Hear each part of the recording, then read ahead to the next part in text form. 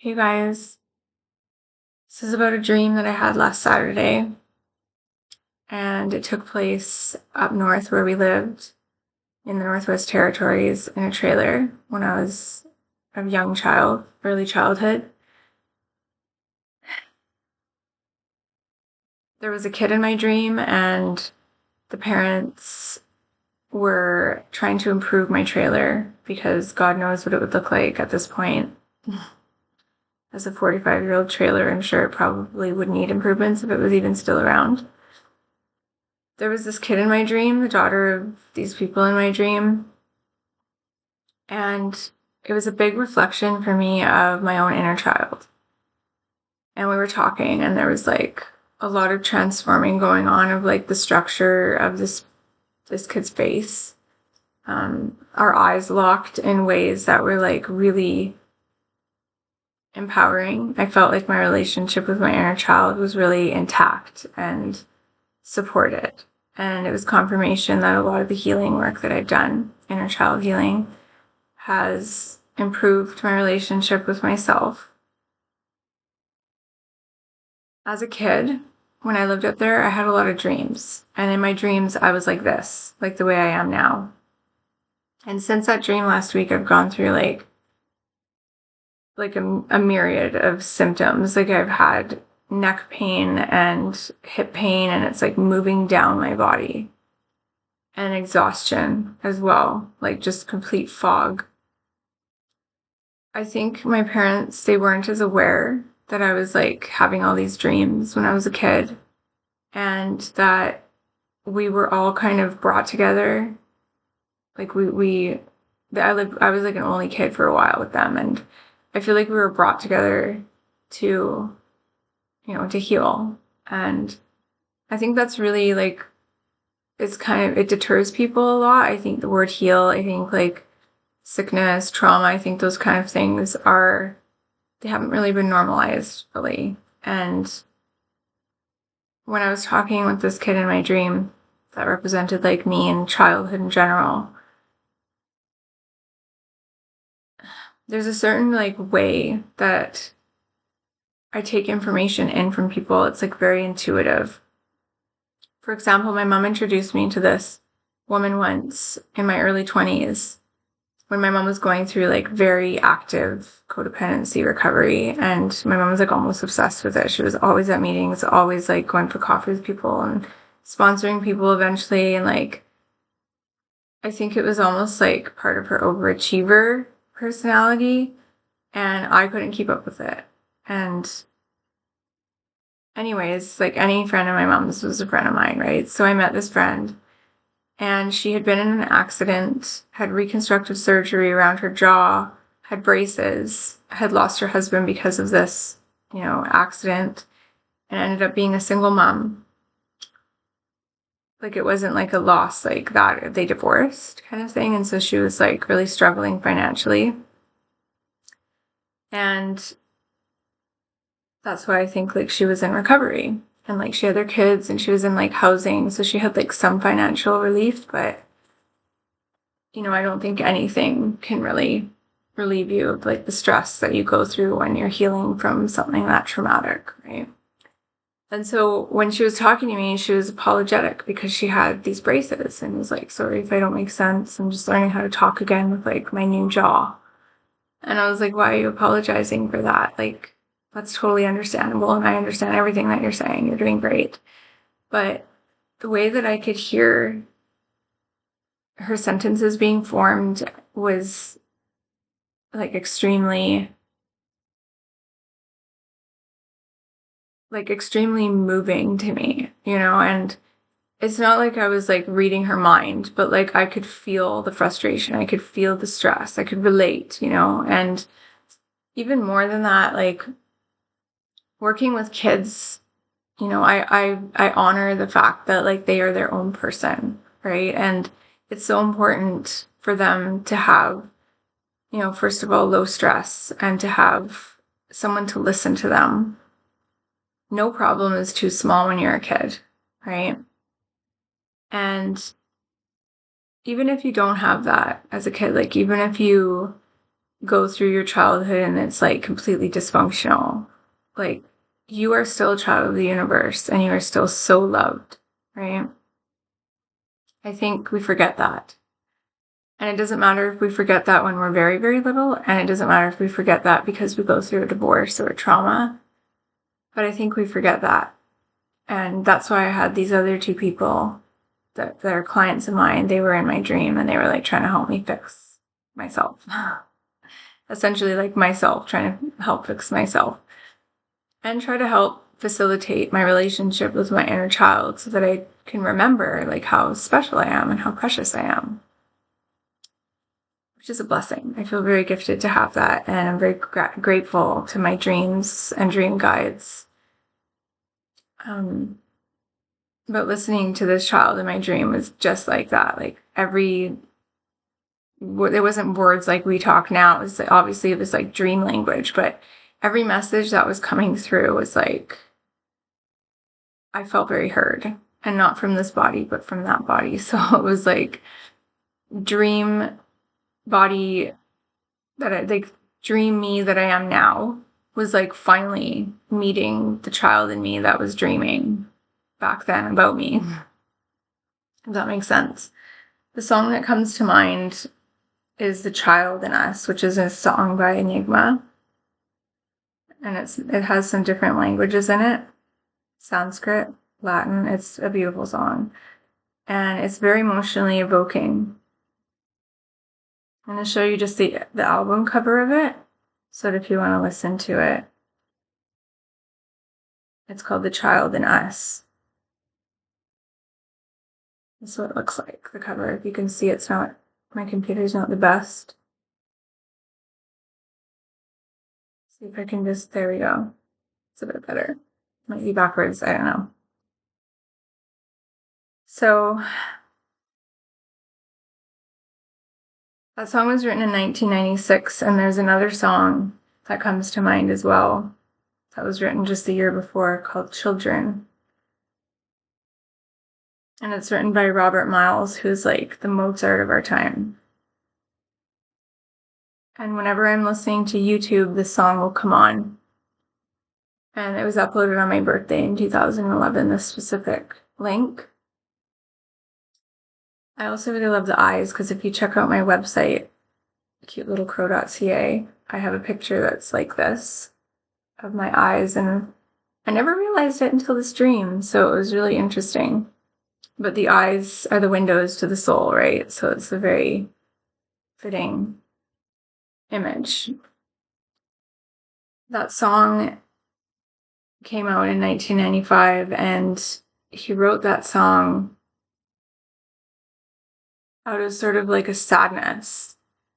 The other one is more like a happiness, like a contentment, and this one by Robert Miles is more about like teenagers and, you know, partying and exhaustion and driving and accidents and tragedy, which at that time in my life, I was dreaming a lot about that. But when I was a teenager, my voice just started to go robotic there for a second. When I was a teenager, I didn't have a lot of like security. There was a lot of stuff coming up for me with my parents. The ancestral lines were like releasing toxins, and it was like time to deal with some stuff. And like I said, I was having some really crazy dreams, and I didn't want to be partying with my friends that wanted to party. In particular, this one friend that I had was like sabotaging my relationship with my mom, and, you know, telling me that my mom didn't care about me, and, you know, didn't stick up for me with my dad, and like let people bully me, and, you know, used everything that she could against my mom to make me feel like I needed this person, like, who was claiming to be my friend. But because this person grew up in foster care, there was like some sort of vulnerability or soft spot, because my mom grew up in foster care, and I was witnessing like a lot of stuff going on in that family. And I think like part of me wanted to have social relationships because I had been bullied for the first 2 years of my teen years. And I ended up like being in this relationship with this person for a few years before I finally ended up like crashing really hard and being on the street, even though I had barely even partied with this person. Like, I didn't like partying. I didn't like going out and like going from forest to house to like highway, jumping in people's cars. Like, it wasn't my thing. And even when I went into foster care for 3 months, which I feel like was a direct inheritance from my mother, like she thought that that was the answer, right? And I just did it because that's what she wanted me to do. But even then, when I was like supposed to have protection from the government, well, from them against like problems, and I was supposed to be protected by the government. This person, this friend, so-called friend, would come over and eat like everything in my foster home's house. It was like this tiny apartment. A single woman was a foster parent for me and like had no money. And like I would, get in trouble, and she'd bring like everybody over, all these people, and like feed them, and like just before my foster parent would come home, she'd leave like a big mess. And this person was like not a good person for me at all. And like in my teen years, my vision for myself was to rise from the trauma of my parents' histories, and to create a new cycle, to break that cycle, and to like create a new chain. And I was really trying to work hard on it, but there was a lot of social issues, which there still is. Like, I mean, I think it's heavily avoided as a topic of conversation in people's lives. And I think that social media has, it's either extreme, sort of like just over analyzing and over exposing things, or just not talking about them at all and just like accepting and normalizing it. But I had a vision that I would be in a different place than I am now, and it was very quickly coming to an end, that opportunity. The window was closing very quickly because of a lot of different factors. So, that leads me to the next stage of this dream, which was my pre-adolescence, between about 8 and 12.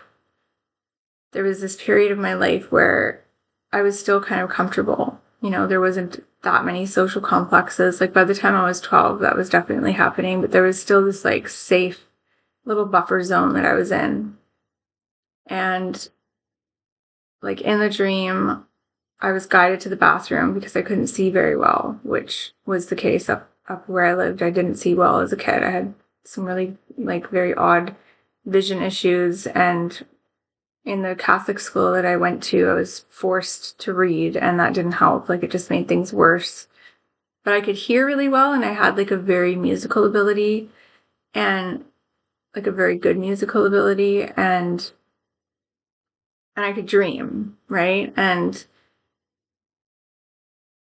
like my parents would put on movies and stuff, and I would be able to see them. Like, I was in a calm state whenever they would put videos on. And so for some reason, my nervous system was just like a lot less hyperactive, and I was able to just take in movies and like I remember them. So I had a really good memory, but I didn't have my sight for like many years. It was really just poor, for lack of a better word. And I guess like these clients, these dream guides, whoever they were leading me to the bathroom to show me that like my self-care has improved.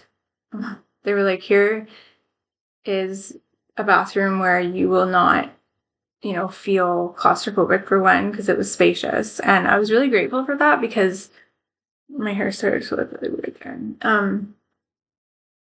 I was really grateful for having a nice bathroom in this trailer, because like I like to do different things. Like I like to play guitar in the bathroom for the acoustics, and like over the years, self-care has become something that is like really difficult to engage in and to indulge in. Like, I don't know about other people, but it has been something that is like a luxury for me, and I feel like I'm changing that. Like, it hasn't happened overnight, but this dream is confirmation that all the work that I've been doing, like changing, my boundaries and like my standards, and just like putting myself first and not, allowing people like that old friend of mine to just come and like crash my vision for myself, crash my own little party, has been paying off. And I think that includes like the fact that I inherited a little bit of a claustrophobic gene from my mom, and I really like my space. I really like to be able to breathe. And in this bathroom, there was enough room for my guitar. I could bring my kids in there and they could play while I'm having a bath, like watch a movie or something. Like it was basically a bedroom. It was small. It was like, but I could hang clothes that I like wash. I like to take care of my clothes. The mirror was really big and it was like low so I could see myself because I'm only 5 feet tall. So there's been a lot of bathrooms that, it's like, can I see what I look like? And it had a little window where I could open up and see like the stars, but of course, like up north, it's really cold. So it wasn't like, it didn't have a lot of ventilation because then it would get really cold. And I could also see in this bathroom. They put these special lights in there and I was able to see better. And it was like, in the end, very inclusive. And by that, I mean like inclusive, not just of like strollers, wheelchairs, people that need to stretch their arms that get like claustrophobic, but also inclusive of people who have like sensory issues, people who have, nervous system challenges, and maybe just like different needs, diverse needs and abilities, like bringing your guitar into the bathroom.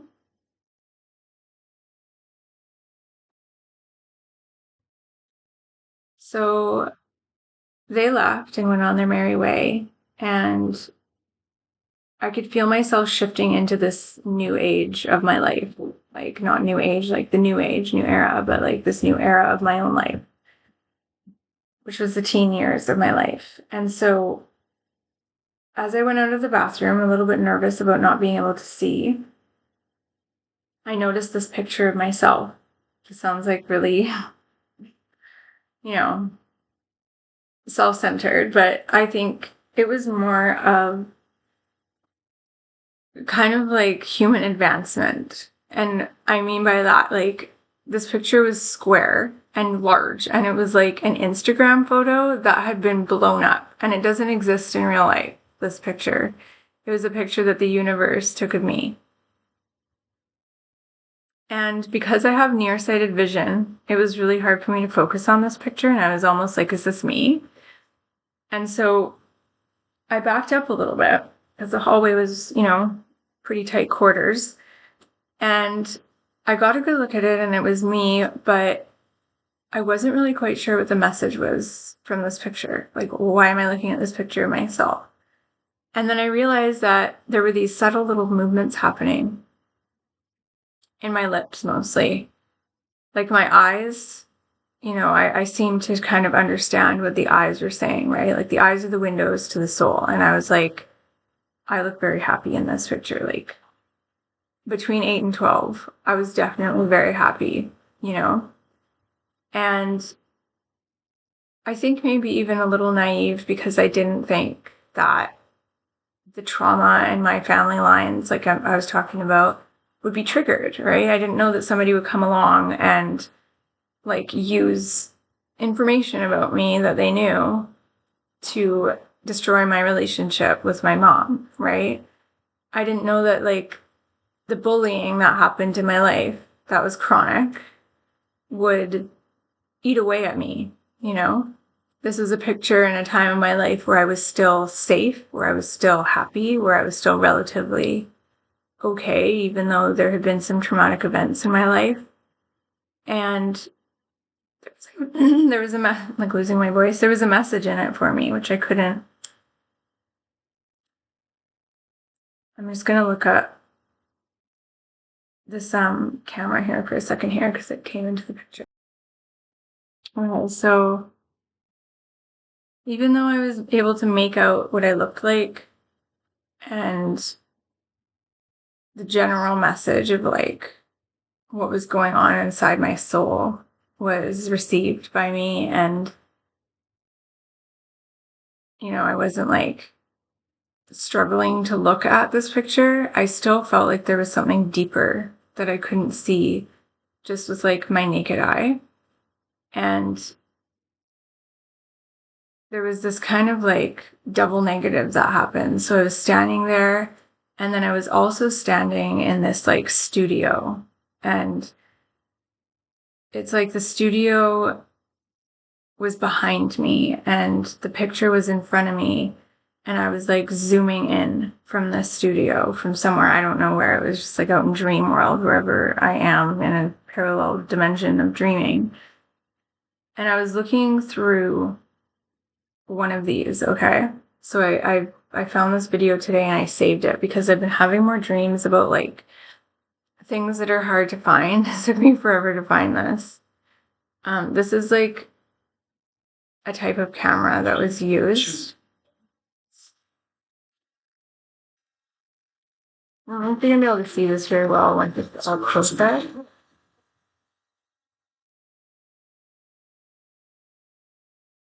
Collodion was one of the first techniques ever printed to show. Let's see if we can. So see this film here? So, we go outside and we have a look.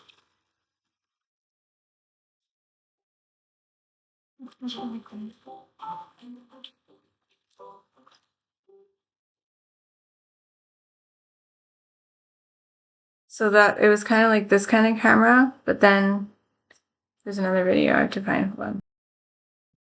Okay, do you guys see how big this thing is? Let's see if I can, maybe if I turn down the brightness. This is a large format camera.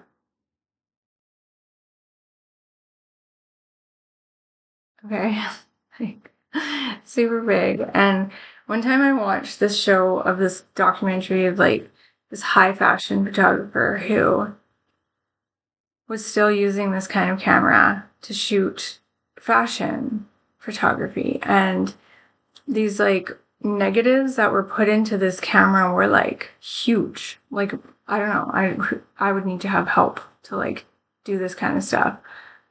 And I mean, he had like a whole team, but it was like,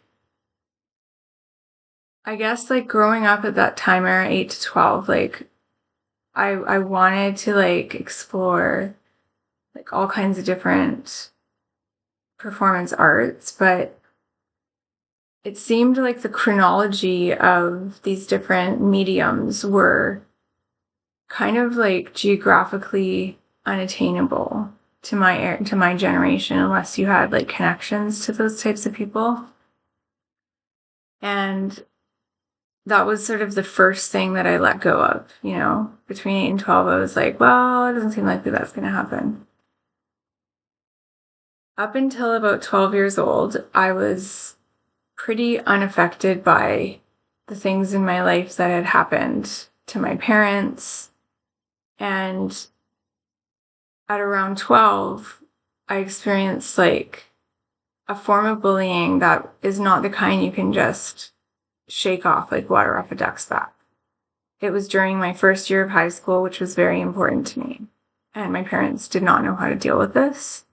The school was not willing to explore this, and the responsibility was on my shoulders that I was choosing not to get good grades, choosing not to go to school, choosing not to face the music, right, is how it was put.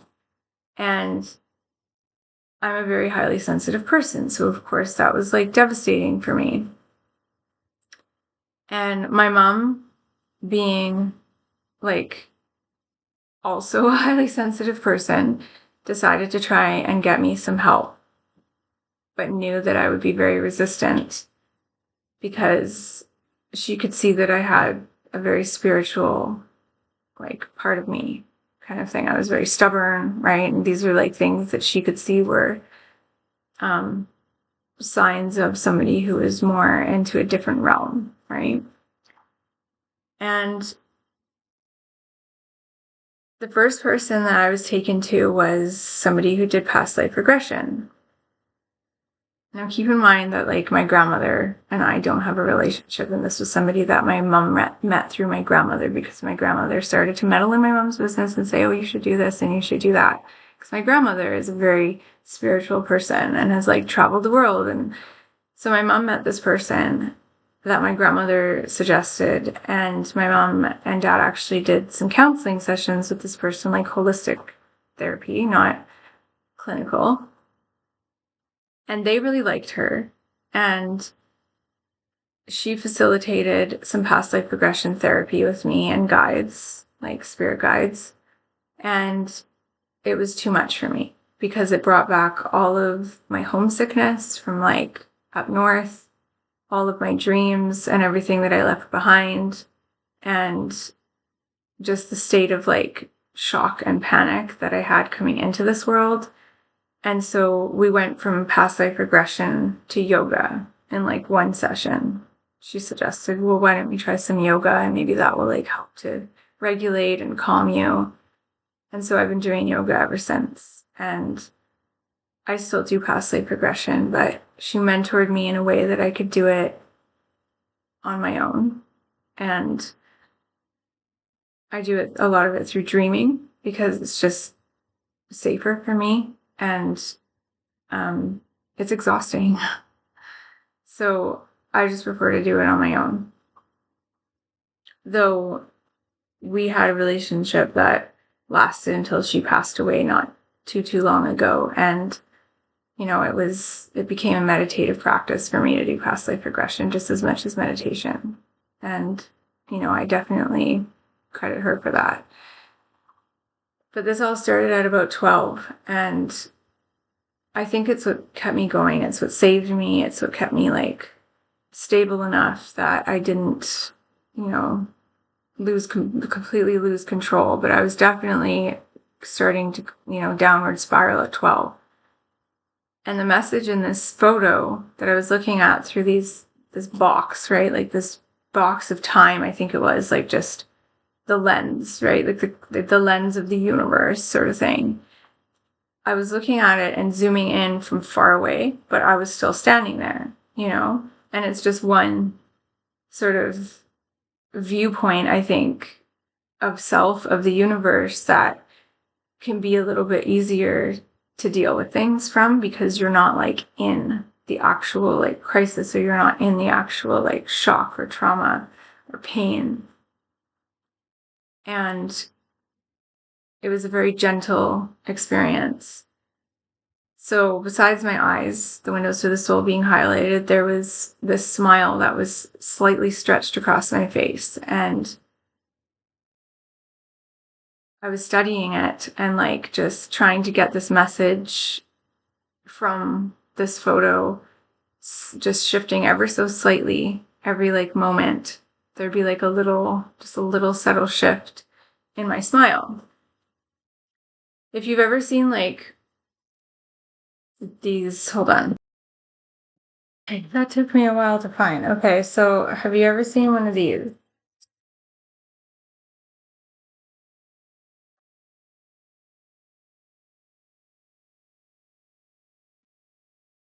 They're called Tri-Vision billboards, and I would see them all the time in, like, Vancouver, whenever I had to go over there. And, like, this picture had, like, endless amounts of these going on. So it shifted, like, into millions of different images, but they were so subtle, you know? They were, like, single frames that were, like, so subtle that it would take a few minutes, like a few dream minutes, like a few seconds or whatever, for it to change. Because it was like, this is, I'm going to try to do my smile from when I was that age. Okay, so I was smiling all the time when I was like, from when I was like 8 to 12. I was like, just always exploring my personality and like how things felt, right? Like smiling and like looking at people and like experiencing life, right? It was a sensorium. And to me, I was still, not sure of who I was. And even though I knew who I was in this like new life, in this new body, right? On this new planet. And it is pretty new compared to some places. But okay, so this is my smile. And it's not going to look anything like it did when I was younger because I'm 45 now. But I'm going to give it a shot.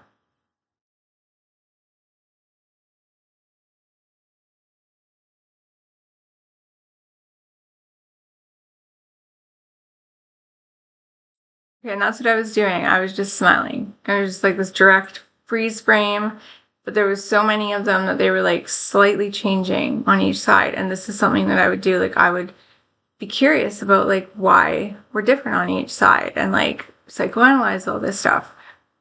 And also at that age, between 8 and 12, I had to go across the ferry, which was like an hour to get to the ferry by bus, and then an hour and a half on the ferry, and then an hour at least to get to downtown Vancouver to visit my biological paternal source of life. That's a new one I haven't said before.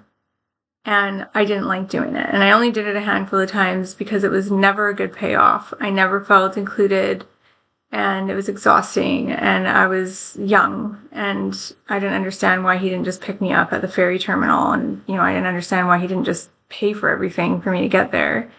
I didn't feel valued. I didn't feel anything. I actually just didn't like this person, and I felt no feelings for this person. But I think like the billboard thing definitely came from those trips, because what ended up happening was I would get driven by this person and dropped off and then picked up hours later, and then driven to another member of the family and then picked up hours later.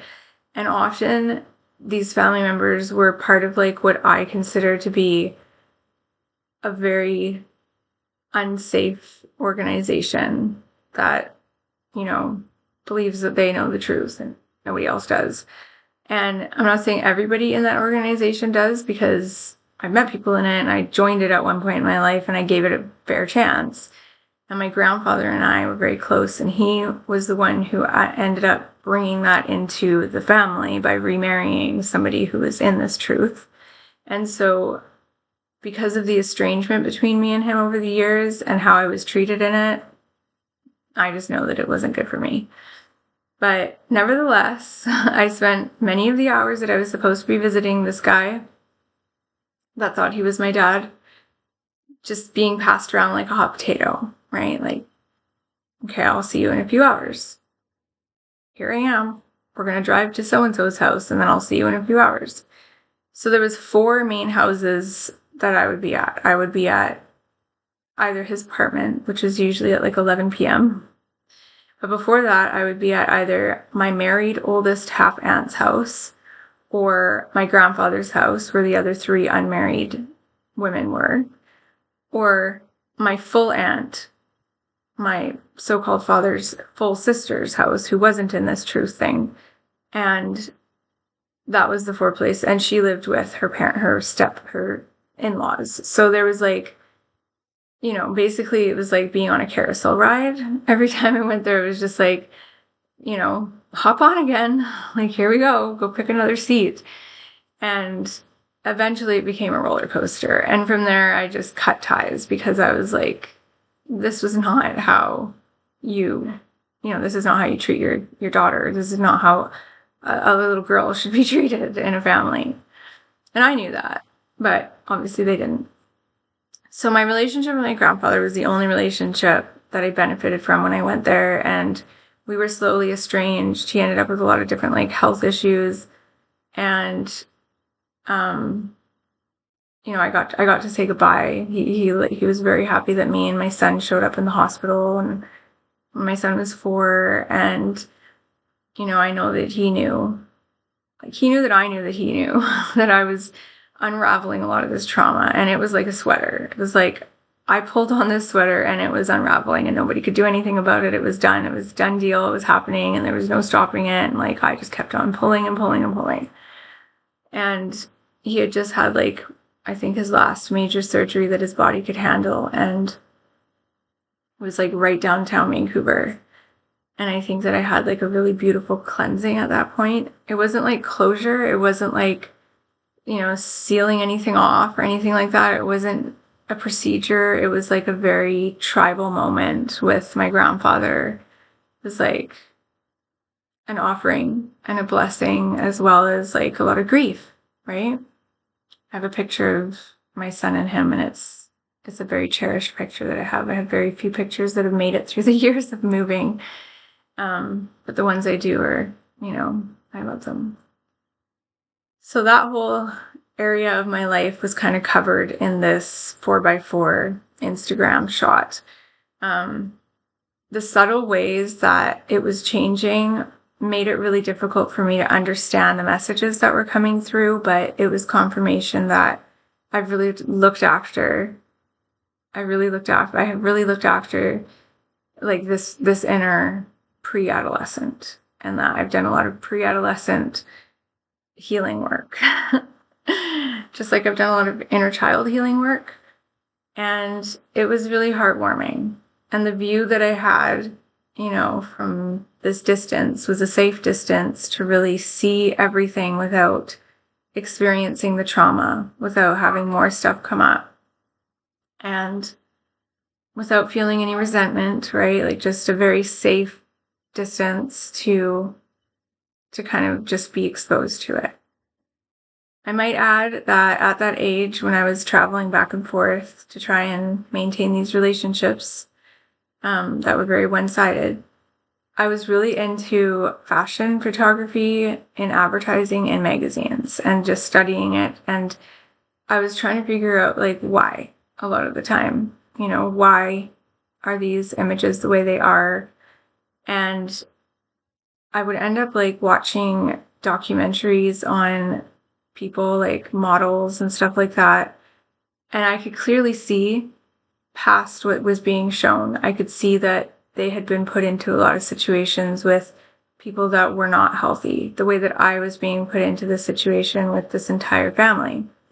And that was their survival, And so I'm glad I didn't go that route, because I don't want to be subjected to, having to have communication and relations with people that are not good for me. And I think in that industry, there's a lot of sort of covered up stuff, and same within families, right? And it's everywhere.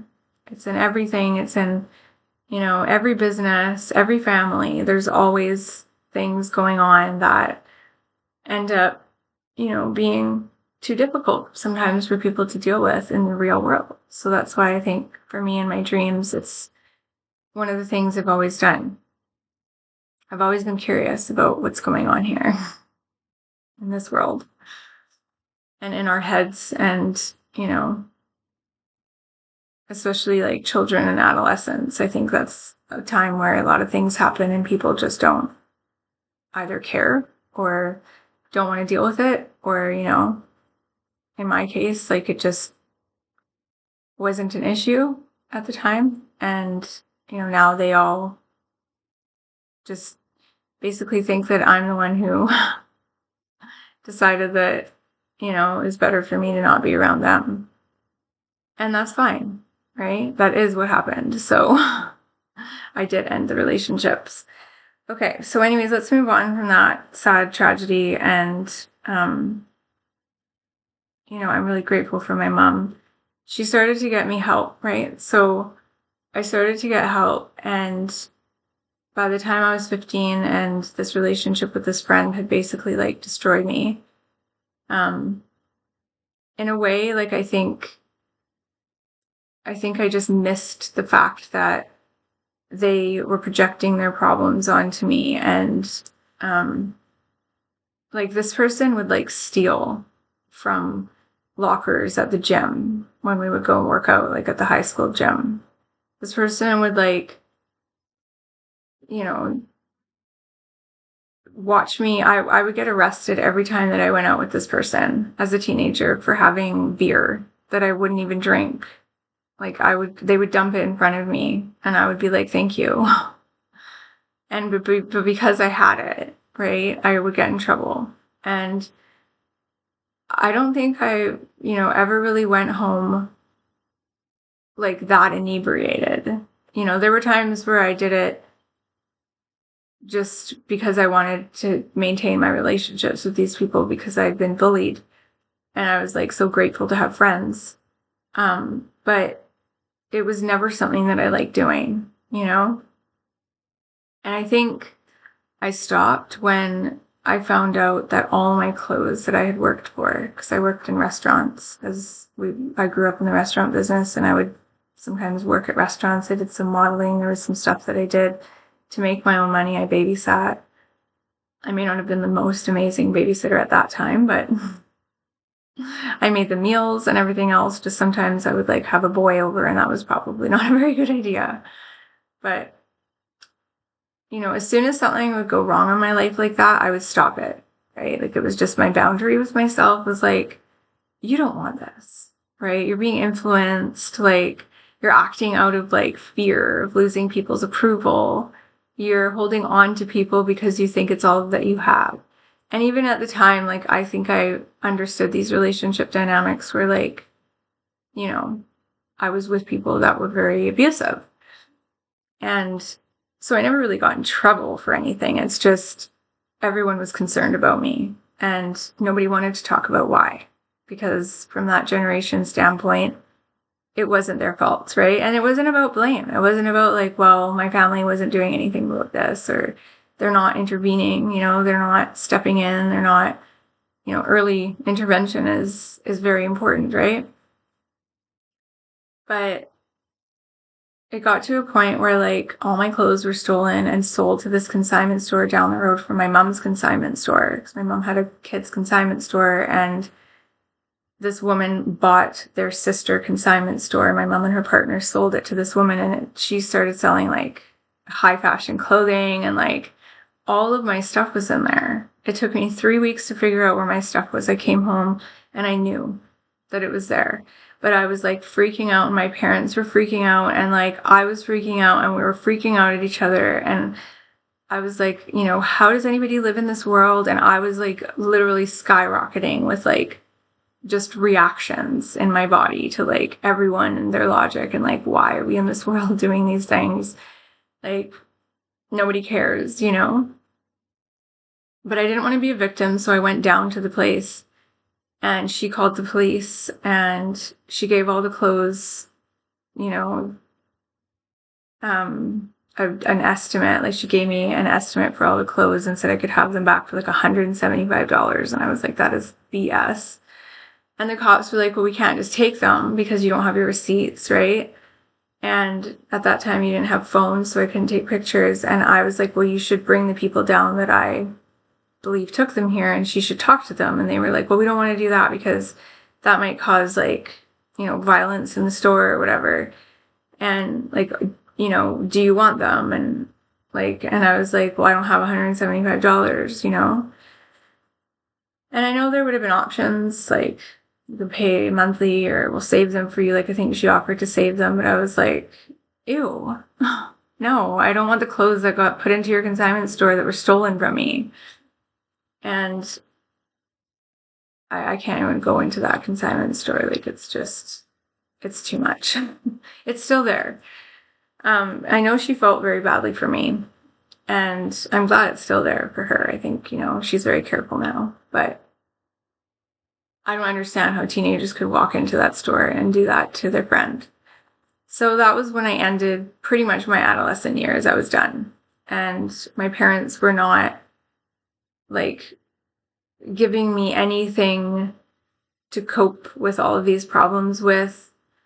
other than like, you should take medication. And I was like, well, I'm not taking medication without support. Like, I can't just go on a drug. I'm severely imbalanced. Like, I'm neglected by one side of my life, an entire family, and, like the other side is alcoholism and like trauma from being raised by the government. Like, I don't think that I want to just start taking medication, and add another layer of this stuff into my life without professional help. And, they couldn't afford that. They couldn't afford like proper counseling, and all they could afford was what the system had to offer, which was medication.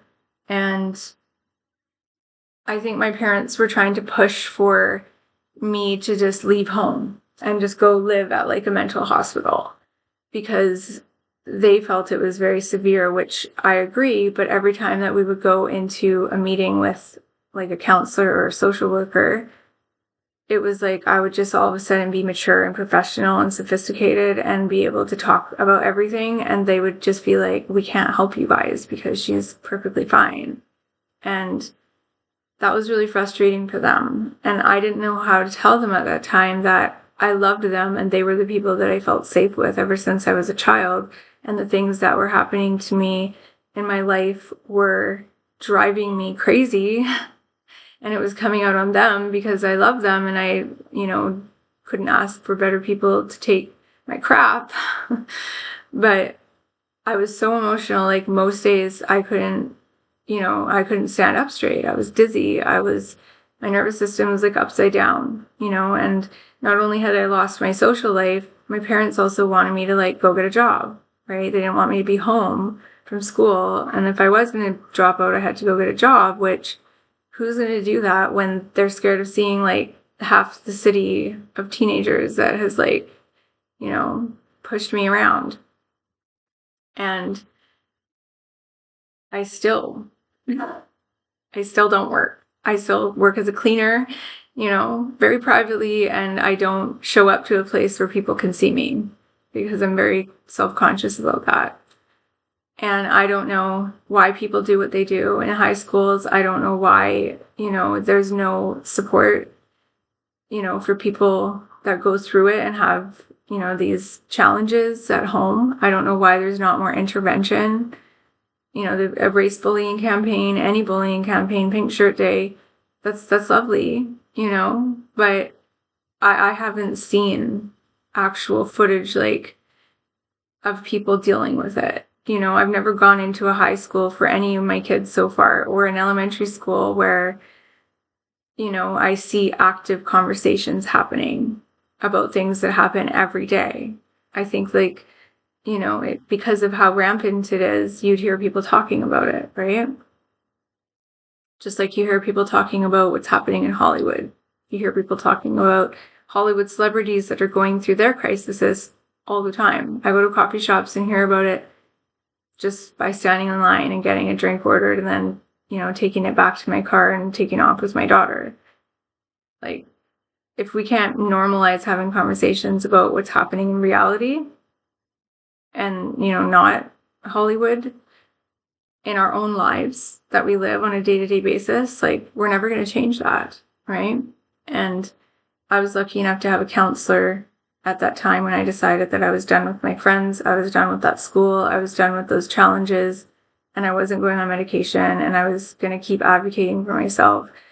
And that school counselor let me sit in the counseling office every day until I felt safe to go to class, which, sometimes it would happen. But I was really into photography at the time, and I think I just, I left it at that in this dream. I didn't go beyond the pre-adolescent era. I just was feeling like I was sad, and I was reaching a point in this dream where I was like, I need to heal this part of myself, right? Like, I've dealt with the fact that I've somehow come here and, been shaken up by this reality and lost my footing and stumbled and fumbled and tripped over many things in this world. But I think high school, 13, 14, 15, those were the years that I think are like super embedded into my memory as very damaging, very traumatizing. Not just because of my own experience with other peers who, a lot of them were older, like a lot of them were in grade 11 and 12 graduating. And it was so intimidating that it was like, I had so many thoughts about justice and stuff running through my head. And so many thoughts about like lines of trauma, like rivers coming down to an ocean, and I was the ocean, and there was all of this like just information traveling down, like I know how this ocean became an ocean. I know how this flood happened. I know how we ended up here, all of us. Like we're all like these little rivers that have trickled down into this world. And who knows why people have done it? Maybe they had trauma, maybe like their parents were bullies, right? Maybe they inherited that behavior, or maybe like they had a traumatic event like a loss, or they're just jerks. There's lots of different reasons, but it should never be on a child or a teenager or anybody. It happens in work, and it should never be on the person who's experiencing it. It's unreasonable for them to deal with all of those issues that those people have, even if it's just one person. And that's part of the codependent recovery that my mom got into when I was in my early 20s, when she finally realized that our dynamic together, our fusion of our energies together, were very complicated. I reached my critical maximum when I was 15, and she reached hers when she was 37. She carried on just fine until she was 37. She ignored things, she shook things off like water off a duck's back. And at 37, she realized she could do that no more. And I think it's because of what happened to me. I was the one who stirred the pot. I was the one who popped the bubble. And so I think that she was like leading through her codependency recovery, and it was empowering for me because I realized that codependency is not just in intimate relationships. There's codependency in every kind of relationship. And this was a time in my life where I was dealing with some of the most intense abuse from family members around my divorce and my mom's divorce. Both of us got divorced. And I went into recovery under her wing the day after my marriage. And so my marriage dissolved within a year and a half. It took me 9 years to get divorced, but my mom had been married 22 years and was like finally saying, I need to heal. Like, I can't keep taking care of anyone. I need to heal myself. But for me, I nipped that one in the bud, and I didn't spend 22 years taking care of somebody and neglecting myself. I knew that I needed to take care of myself. And so I guess like the first thing that happened was people started getting angry because we were setting boundaries. Me and my mom was like the family that kind of came with the man that she decided to have me with. And it took us 18 months to deal with them. And it ended up being a really messy situation that the court system couldn't help us with. And we had to get like kind of like special authorities to help us. And, it was exhausting and very damaging to my relationship with my kid and my relationship with my mom. We were trying to repair our relationship, and this was something that was wedged between us. And it was just another thing. And it made it really hard for my mom and I to be ourselves around each other. And we ended up not talking for 18 months until, I guess, I realized that that she wasn't the one who was hurting me. And this is estrangement. This happened with my grandfather on my paternal side, the only person that I ever loved. And this happened with my mom and my son, and now I was done with this and I wasn't having it anymore. And yeah, I moved in with her, and ever since then we lived together, other than when I was married for a second time, which also didn't last. And this is how hard it is to take care of yourself when you have physical trauma, when you have emotional trauma, when you have mental health issues because of your trauma, and when you're not able to see like your spiritual background, your true history. You become codependent, and you think that the people that are claiming to take care of you but aren't are people that you need, when you don't. They're the last people that you need, and it's really hard to see that. So as this billboard situation kind of like, faded, and like I had some really beautiful, magical feelings of relief, of freedom, a really strong sense of self. And I was really maintaining like this glow, this kind of like inner child glow, this inner like teenager glow, like this happy person that wasn't stigmatized because I was in a dream, and I was free from all of that like information. I really felt gratitude for having this safe place in my dream that I was in, and just so happy to be in my childhood home. And then now I've had dreams like this where there's people that are coming from like earthquakes and war-torn situations, and I think a lot of that was this viewpoint that I had of, it was almost like this big camera kind of turned into this TV without a screen eventually, and I was looking at the world now. It went from like photography to like media, and now I was looking through the TV into the world rather than at the TV, into the world. And being behind it, it was a different kind of consciousness, right? And I started to see all these people, which I've seen in my dreams before. I think it's like really prophetic.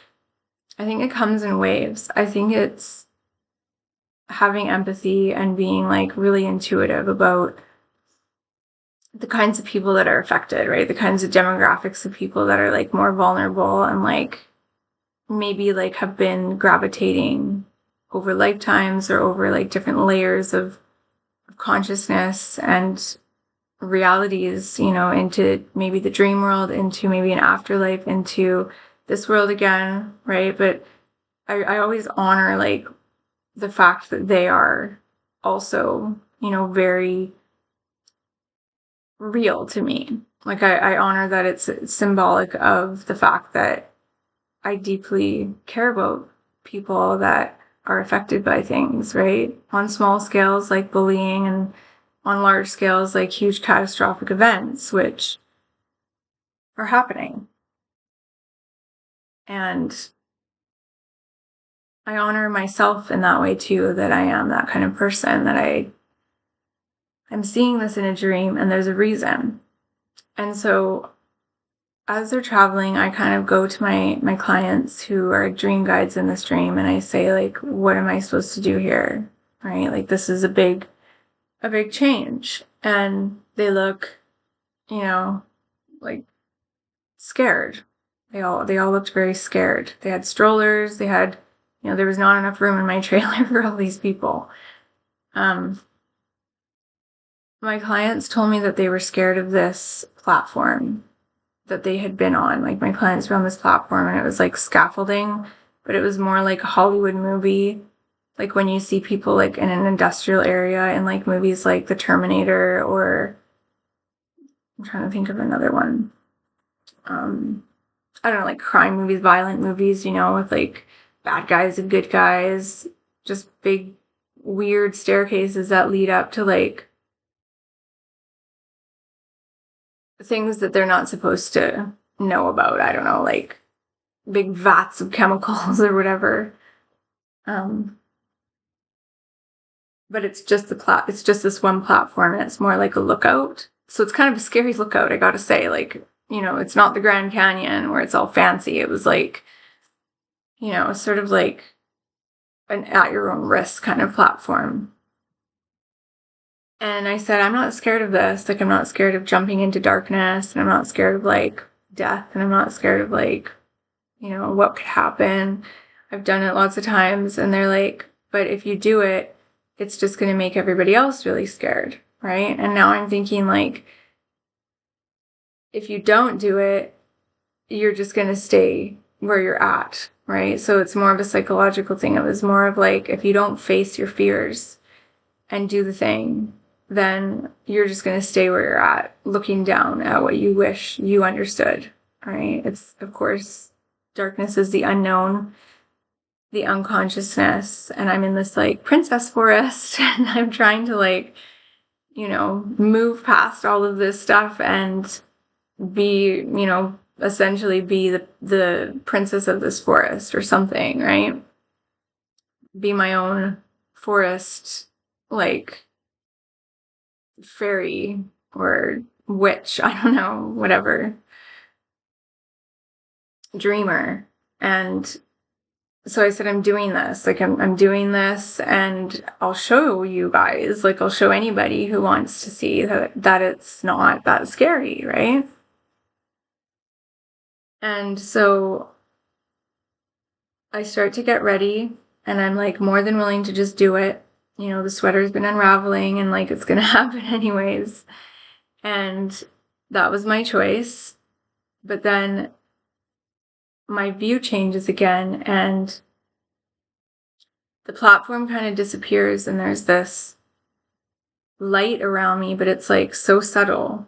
And I realize that it's the moving shift of the Polaris, which I've never really researched. And I just today, like, I've seen pictures of it, all the stars all around that create this North Star, but I never really understood like the gravity of the situation. I'm being a little cheeky, but I have a really hard time explaining science when I study it. I have a more easy time understanding like visually. But I did search about it, and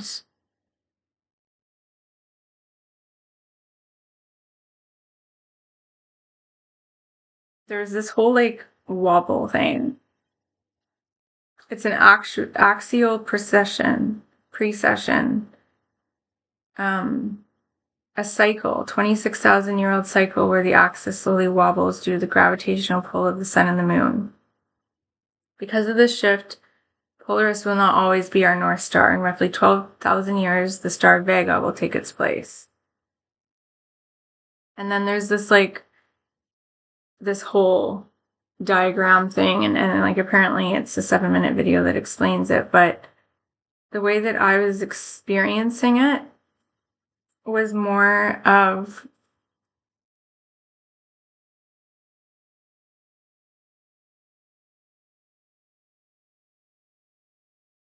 it was more in relation to the earth. So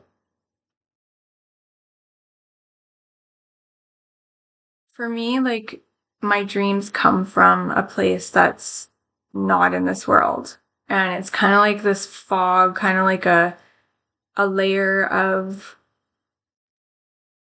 vision, like sort of like this reality and sort of like dreams, but it's like safe. Like where I come from, there is no news. Like we don't have news. We don't even have northeast, southwest. Like we don't have any of this kind of like negativity, right? We have problems. We have, perplexing situations, people change and things shift.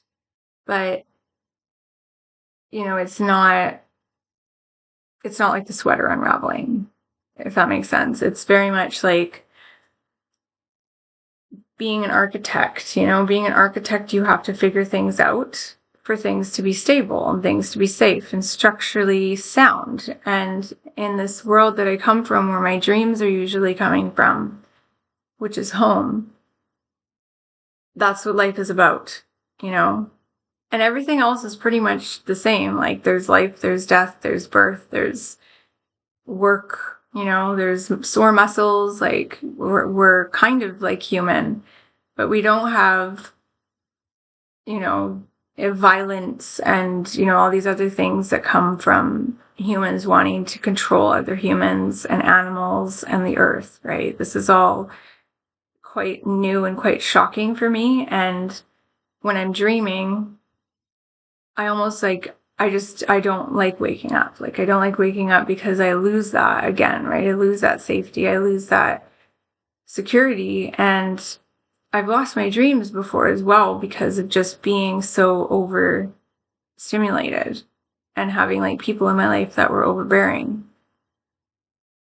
So I needed to be aligned somehow through this like North Star. Like, I needed to be in my true north, and centered the way that like the stars are centered, the way that the moon is in its place, the way that the sun is in the center, and the way that,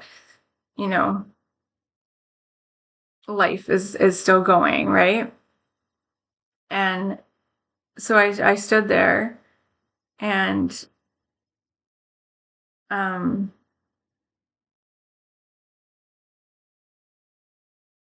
for a few seconds it was like just me wanting to like jump into this darkness and get it over with, because I knew I had to wake up. And quite frankly, like, I actually did have a little bit of fear where I was like, is this new? Is this like going to be something that makes it really hard for me to like function the next day? Is this a nightmare, right? Which I don't like having. But they have a purpose as well. So, I guess there was like this alignment happening between where I was standing and behind me and all around me, and the earth and like the access. And like, I was going to jump in this particular special area that I've dreamt about before, where there's kind of like this, like, kind of this like draft that sucks you in, and then, you face fears of whatever sort, right? And for some reason, there was this like message that this area was occupied by some, I don't know if it was like by a spirit or like, birds or something, but there, like, I felt like a bird that, because the platform kind of disappeared, and I felt like a bird that couldn't really like sustain itself. Birds like have this way of like just defying gravity, right? And they start flying, and I didn't have that, and I usually have that. So it stopped me from just like going, right? Because I was like, well, if I don't have this like propellant, like,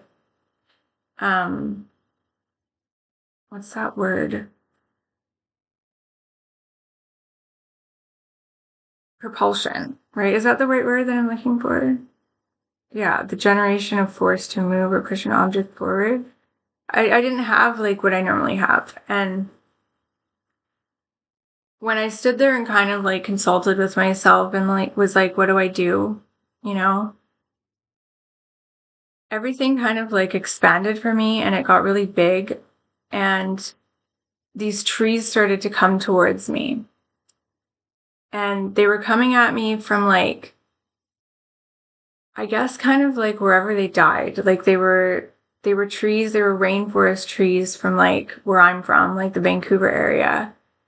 They were very old, and they were leaning into this abyss that I was standing over, that I was going to jump into. you know, and the tops of them looked like a lot of like my videos have these crows in them.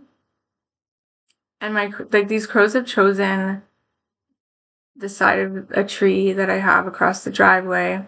I think because it's further away from people, it's further away from cars, it's further away from like the house from me. And they always like this tree is kind of like grafted or something, and one side of it didn't survive. And so one side of it is just bare. Like it's bare, it's stripped down, it's like, I don't even know why it's there. But this is a oh,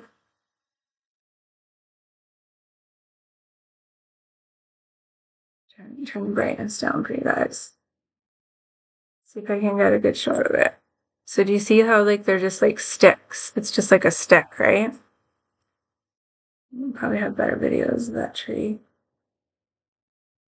There's a better one.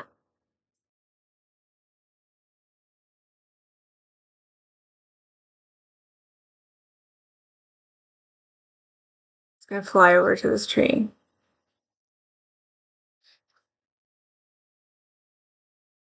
Quite there yet.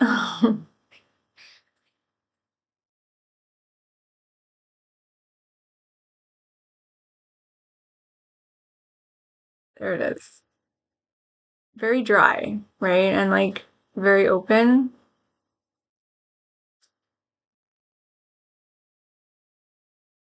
I'll just pause it.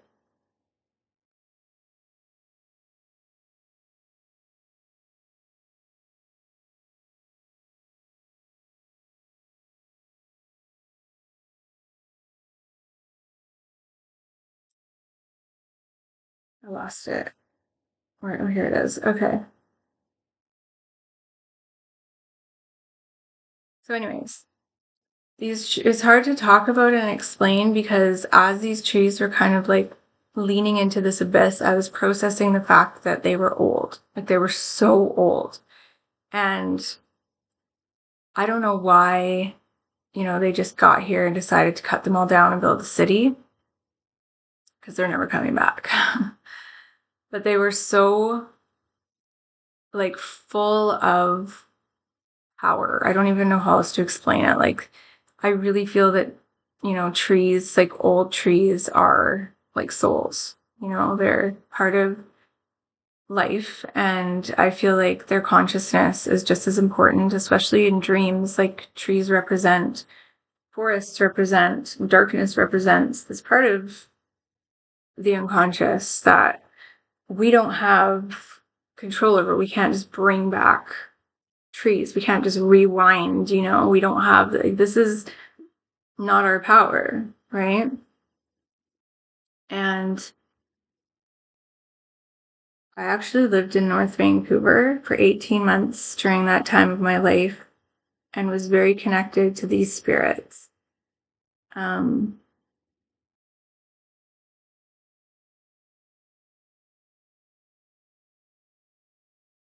They were kind of coming to talk to me.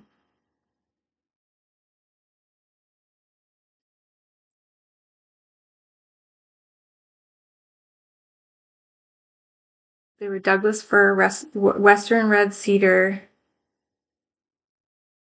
and like the mill, it's still there, right? I get it. Like there was, a need to build a house, to build a city, a house, to build many buildings, not a house. My grandma built a cabin up north while we were living there, though, side note. Good for her. So, it's a livelihood, it was a job, right? And they say they preserved some, but these trees were, I can't even tell you, like they were reaching all the way from there, And while I was living in North Vancouver in my early 20s, during this time, I did go to some meetings for Codependence Anonymous. I did try to reach out and find, some help for recovery because I was living in Vancouver and that's where all these like people that I had toxic relationships with lived. And I didn't want to slip back and like let them into my life and be like, you know, you're right. You should be allowed to do these things to me. So I had to stay strong, and the trees were really helping me with that. Specifically, these trees that were gone. And every time I would go downtown on the sea ferry and get downtown, like I could feel like I was standing in the forest, and I'd usually go at night because I was usually sleeping during the day and very sad and healing. But I'd wake up and I'd go out and just like stand in certain places where I felt, energy and power and support, where I felt calm, where I felt, where I would be able to have like a little moment and I would like do my little thing. Sometimes like roll a cigarette and just gently like nurture myself back to reality. So I was going through a lot. And I saw a lot. Like I saw young people struggling at that time, 2004-5. I saw young, beautiful women like myself, like, doing things that were not good. And I couldn't do anything about it. I was asked for a cigarette and I sat down and I didn't partake in what these people were doing, but I saw a lot of sadness in the future. And sure enough, my city and that city has become like just like the homeless crisis is crazy now. And, I think city life has gone too far. I think that the trees have lost their home, and like many animals. And this is just one of many dreams I've had where there has been a grieving going on, And so I felt like this cute little crow that really wished that that big platform would come back because I didn't feel like I could keep doing this, right? And it did. It came back. So I didn't wake up. I was able to sustain myself and maintain my position and just look at these trees and just look at the tips of these trees that were like where, the crows that come visit me, they have this, they have like they have these perches that are exactly like the tops of these trees, right? Like that's where they found me. Like that's where cute little crow found me. That's where I, essentially had to find myself again. I was getting lost again in family drama, but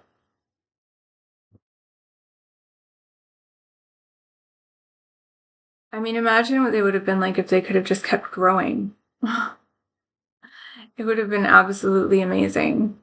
And the way that they were just laying down like that after many, many years of probably like shock, You're this old tree, you've been there for so long, and now all of a sudden, like, you're supposed to just be gone. I don't think so. I think that spirit was like still living, for a really long time. All of those spirits. So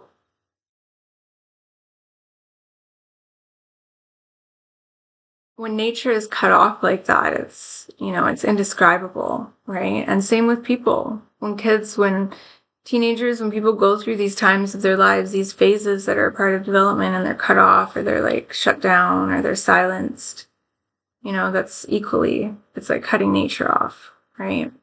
And those parts of them, of us, go through these processes that are like a second death almost, like an aftershock, repercussions. And I did jump in once it was, the coast was clear and I wasn't going to get mangled by a whole bunch of branches and these trees were somewhere safe. I don't know. They just kind of like went into a vortex of some sort. It was just sort of like a rolling of, time, I guess. And they, went with the motion. And this kind of like feeling of the Polaris, whatever it is, kind of wore off, I guess. And I think it was what was keeping me in my dream, and focusing on this vision. And I don't know why it happened as part of my dream that I was in, probably because, I lived there and also in Vancouver. And so it was like, I don't know. I tried thinking about it all week. I tried reflecting on it all week. I kept saying, why were the tops of these trees like completely, you know, dead and the rest of them weren't?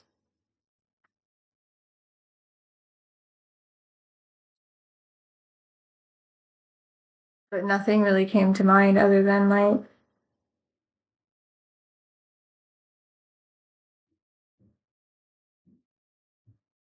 maybe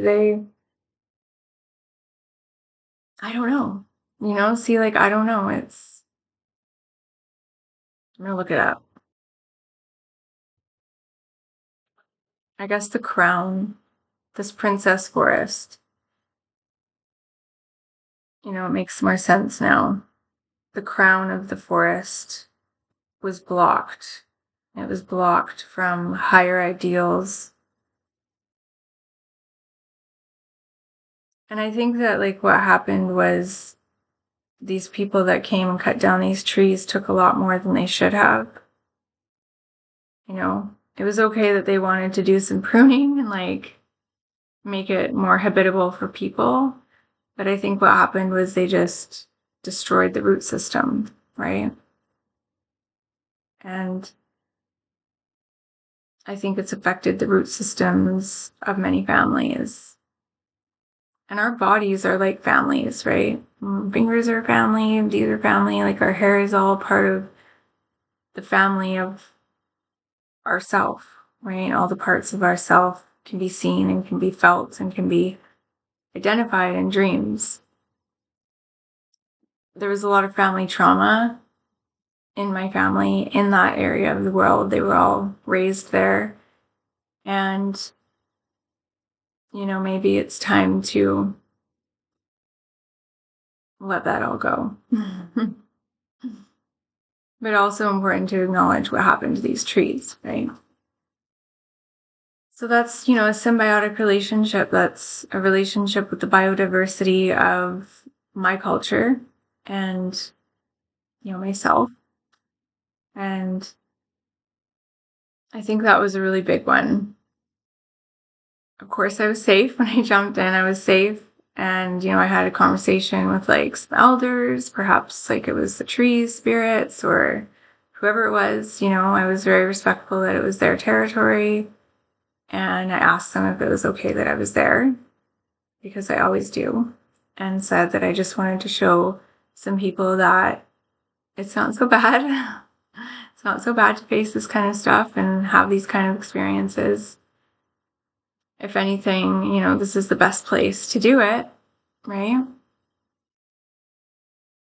I think like facing your fears and your dreams is ideal. I really do. And everything else. Dreams are a great place to be when you're doing any kind of soul work, any kind of healing. Yeah, very therapeutic. So yeah, I jumped back out, bounced back out, and I came up and I was like, hey, it's all good. It's all yours. And then, yeah, I woke up. And it took me a long time. It took me a week, really to get past a lot of these blocks that I was having. But now I understand. And of course, in this last week, through my crown, I've been feeling a lot of different metaphysical sensations. My neck on Thursday night, the night before I got here, was like really kinked and just in like weird positions for no apparent reason. At the time, I was like, is this just, stress?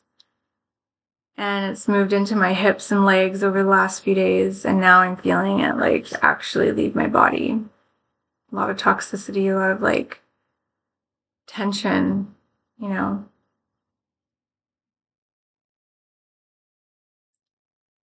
But yeah,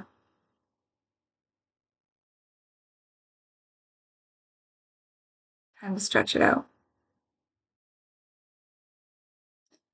So I appreciate you guys being here. If you made it through this 90 minutes, 120 minutes. Sorry. We passed the 90-minute marker a long time ago. And I'm not sure when my next dream video will be, but I hope this has been a reflection for anyone who needs to work through different family lines of, generational trauma, whether it's from your parents or intergenerational, whether it's like epigenetics or childhood experiences. I think it's really important to feel that you have access to sacred knowledge and wisdom. And yeah, these practices are like not new. They come from very, very special places that, have been a part of our DNA for a long time. And you have it in you. Everyone has these abilities in them, and everyone has the knowledge in them. We all have built-in knowledge, and we are capable of healing. I know that. Sometimes it feels like we're not, especially when there's so much stuff coming at us online. It really tears us down, right? And brings us down. But I think that for myself, I've been through some lifetimes or layers, whatever you want to call it, of where I just feel like I can't move, and I'm stuck and it sucks. And there's no one to blame, and it's not about blame. It's just about learning to reactivate parts of ourselves and learning that when we lose a part of ourselves, or, when a part of ourselves stops functioning or reacts and just can't perform the way it was meant to, there's other areas of us that become like so amazing. And that's why I think in this life, even though I didn't do the thing I wanted to do in like school and in relationships and family, I was given a voice, and I love to sing, and I was given children and the blessing of being a mom, and I was given the ability to draw and dream and paint and do things that are creative, right? So I think it's just about how you see things. And sometimes to shift our perspective, we need to change our perspective and see things from different angles. And a lot of times we just need ourselves to ourselves, and not to be constantly taking care of other people or giving our energy to other people. And in our society, it hasn't been normalized to just be selfish and, focused on our own selves. So that's something that I think I would say came through for me in this dream, is that there are a lot of people in this world who, maybe just really needed that. And maybe they're not in this world anymore. Maybe there's a lot of people who aren't in this world who just didn't have a chance with themselves. Once you have a chance with yourself, I feel like there's no going back. So hopefully you take the next opportunity to be by yourself, like I did on Thursday night when I came here.